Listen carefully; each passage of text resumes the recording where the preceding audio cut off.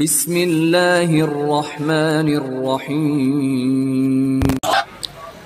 আলহামদুলিল্লাহ সুম্মা আলহামদুলিল্লাহ।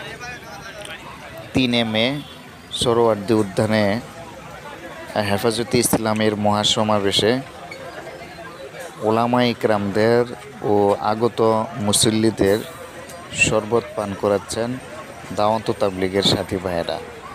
আলহামদুলিল্লাহ সুম্মা আলহামদুলিল্লাহ। এই খেদমতকে আল্লাহ তাআলা কবুল করুন। এই খেদমতের উসিলায় দুনিয়া ও আখিরাতের কল্যাণ দান করুন। আমিন।